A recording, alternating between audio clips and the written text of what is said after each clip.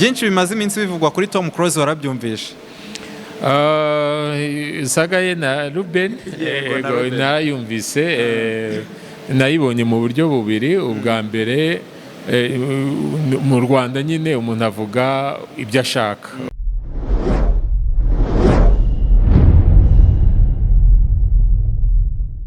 Yes, ndi kumwe n'umwe mu bantu bagize uruhare rukomeye cyane muri football nyarwanda, n'umwe mu bantu bakoze ibitangaza. Binago ndi buze kubigarukaho, yitwa Munyakazi Sadat. Umeze ute papa?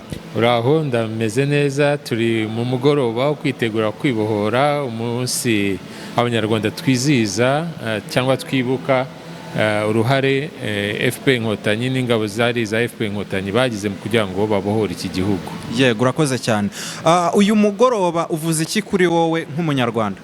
Nk'umunyarwanda umbwira yuko burya bishoboka ko ushobora kuva mu mwijima ukajya mu rumuri. Imyaka 31 igihugu kibohowe kikava mu icuraburindi rya jenoside yakorewe abatutsi.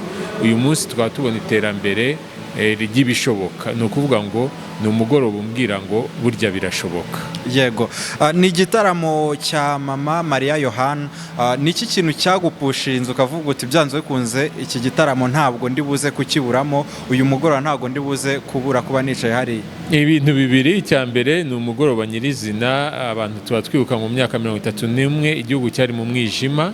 Uyu munsi turarimba yuko turi mu rumuri. Icya kabiri ni ubuhanga n'ubushobozi bw'umumama mama Maria Yohana, wagaragaje ubuhanga mu guhanga indirimbo zigaragaza koko ubuhanga bushoboka kandi bufite icyo nakwita nk'ubuhanuzi. Nk'iyo wareba nk'iriya ndirimbo ye y'Intsinzi, byonyine yaririmbye intsinzi tutarabona yuko izanashoboka, ariko irashoboka intsinzi, kandi na nyuma yaho tukomeza kugira izindi ntsinzi nyinshi. So ibyo bintu bibiri byampushinze kuba ndi hano kuri uyu mugoroba. Wigeze uhura nawe mu buryo bw'umwihariko hagati yawe nawe? Yego, Maria Yohana tumaze guhura kenshi. Mufata nk'umubyeyi, mufata nk'icyitegererezo, mufata nk'umwe mu bantu koko bashobora gufata ubuzima bwabo bakabugayidinga cyangwa se bakabuyobora, kandi bikagira abantu benshi akamaro. Tumaze guhura rero, ndetse nigeze no kumusura aho atuye. Urumva yuko rwose navuga ko tumaze guhura kenshi. Yego, hari ubutumwa ugenera by'umwihariko abatumye iki gihugu kigera ahangaha kiri? Ubwo ndi kuvuga abatumye twibohora, harimo nyakubahwa perezida wa repubulika ndetse n'abandi benshi bafatanyije. Ubutumwa ni bubiri. Icya mbere navuga ngo mwarakoze. Icya kabiri nkavuga ngo ntago ibyo mwakoreye bizapfa ubusa. Turahari ku bwanyu, turahari ku bw'igihugu, turahari kugira ngo ibyo byose bikomeze, uyu murongo mwatangire ugire abawukomeza. Ni umugoroba uri buze kuba urimo bamwe mu bahanzi batandukanye. Ntekereza ko nawe uri umwe mu bakurikirana bya hafi imyidagaduro. Aba bahanzi harimo Bruce Melody, harimo Rumaga, harimo Butera Knowless, harimo Tonzi. Ni abahanzi ufata gute? Mereye kuri Bruce Melody, ni umuhanzi wagaragaje ko ushobora gukora ibyo ukora koko bikagerwaho. Yarakoze cyane kandi ibyo yakoze turabibona. Knowless ni umunyarwandakazi wagaragaje yuko byose bishoboka mu muziki, ko umuziki atari uw'abagabo gusa, ahubwo n'abakobwa, abadamu b'abanyarwandakazi nabo bashobora gukora. Tonzi ni memushoze. Rumaga nawe navuga ngo ni umusore udushimisha kandi ujya ugerageza kuduhasho mu buryo bumwe. So navuga ngo ni abantu koko bagaragaza ko byose bishoboka. Hari na Tom Close. Yego, na Tom Close ni umwe ufite mu mwihariko kugira karite y'umuhanzi, akaba n'umunyamashuri, akaba n'umufonkisiyoneri. Ibi rero ni ukwerekana ngo ubuhanzi abantu bo kubufata nko guta umwanya, nko gutakaza amafaranga, nk'ahantu hajya imburamukoro, ahubwo n'abantu bashoboye nka Tom Close Dr.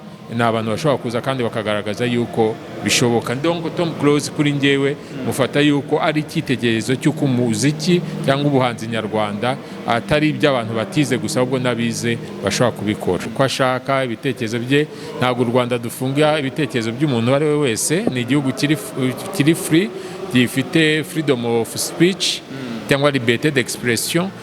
Icyo ni igihande rumwe, ariko ku rundi ruhande nanone abantu twakagombye kujya tunubaha ibyo umuntu yagezeho. Tom Close ni umuntu watwaye Guma Guma ya mbere niba ntibeshye.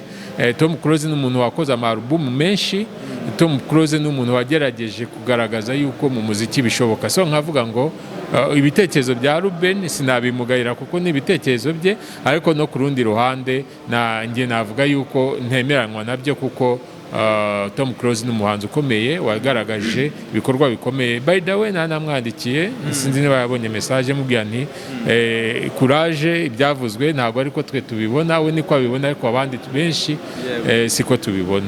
Uretse Tom Close tubwire nk'abahanzi bane uvuga washyira ku myanya y'imbere, si bivuze ko aribo bakora cyane kurusha abandi, ariko abashobora kukuza hafi ukavuga utabangaba kabisa n'inshuti y'urubyiruko reka no gutanga ntabwo ari ukwiteranya, ariko nkeka yuko umuhanzi nka Deben ni umuhanzi wakomeye, ni umuhanzi nka Bruce Melody nk'uko nabivugaga hano, abahanzi nka Knowless, umuhanzi Miss Jojo mutamenya abakiri batoya ariko wagaragaje yuko mu muziki nyarwanda abakobwa abadamu bashoboye.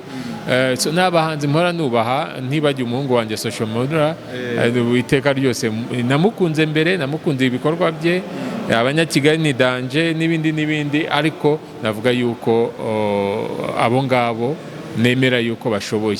Tutibagiye Melody anyway reka nta kibazo barahagije. Hanyuma uretse football ujya ugira igitekerezo cyo kuba wajya ushora umuziki ushora amafaranga mu muziki? Bijya bikubaho ko watekereza kuri icyo kintu? Nk'ishoramari oya ntabwo mbikora, ariko njya ntekereza yuko mu rwego rwo gupromotinga culture umuco mu ndirimbo gakondo, mu ndirimbo nyarwanda dushobora gushoramo cyane cyane dushaka ko tubipromotinga atari kubikora nka business, ariko gufasha abahanzi ku giti cy'umuntu ibyo byo numva by'umuntu yabifasha. Burya iyo igihugu cyagize icyo kiguha nawe wakagombye kugira icyo ukoramo ugaha abandi, kuko après igihugu turagisangira. 4th July ni itariki ikomeye mu mateka y'u Rwanda, ni itariki twavuye mu mwobo w'icuraburindi tutangira urugendo rw'urumuri no gutera imbere. Icyo nagenera urubyiruko nababwira ngo twabonye ko gukora tugatera imbere birashoboka, nimureke tubumbate ibyo twagezeho, ariko kandi tunashaka ko dukora byinshi biri imbere kugira ngo tuzakore igihugu cyubashywe, twubahishe iki gihugu ku isi yose. 1st July ni ikimenyetso cy'uko bishoboka kandi dushobora gushyira u Rwanda ku gasongero k'isi. Urakoze cyane. Tugana ku musozo gatoya, hari ikibazo ntakubajije kandi nifuzaga kukubaza. Ijambo inshuti y'urubyiruko rivuze iki kuri wowe? Kuri njye bivuze yuko urubyiruko ari mizero y'igihugu y'uyu munsi n'ejo hazaza. Umuntu rero wa mizero y'igihugu agomba kukubera inshuti, nkamuhereza ikiganza, nkamufasha icyo nshoboye, ariko ngira nti nyabuneka dore umurage mwiza ni ugukunda u Rwanda, dore umurage mwiza ni uguteza imbere u Rwanda, ni ugushyira hamwe, ni ugukora dushyize hamwe, ni ugubumbatira ubumwe n'ubwiyunge. Inshuti y'urubyiruko ni inshuti igaragara yuko koko hari iyo patriotism yo gukunda iki gihugu tukakigira icyacu, ariko dushimangira ko urubyiruko ari rwo mizero y'uyu munsi n'ejo hazaza. Ndagushimiye cyane Sadat. Murakoze cyane.